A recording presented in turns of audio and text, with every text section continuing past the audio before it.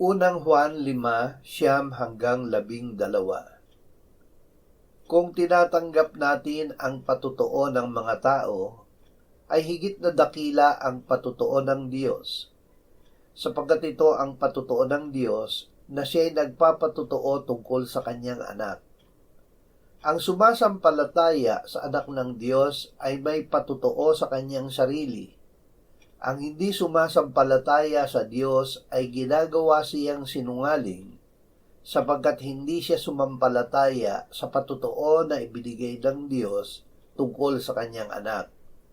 At ito ang patotoo, na tayo'y binigyan ng Diyos ng buhay na walang hanggan, at ang buhay na ito ay nasa kanyang anak. Ang kinaroroonan ng anak ay kinaroroonan ng buhay. Nasa atin si Kristo.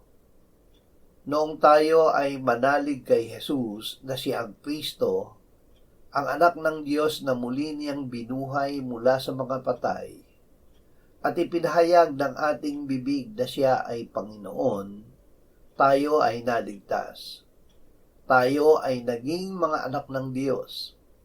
At sapagkat tayo'y mga anak, isinugo ng Diyos ang Espiritu ng kanyang anak sa ating mga puso na sumisigaw, Aba, Ama.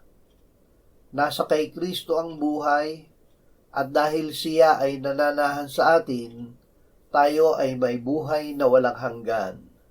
Ang Diyos mismo ang nagpapatotoo ng katotohanan ito. Tayo ay may pag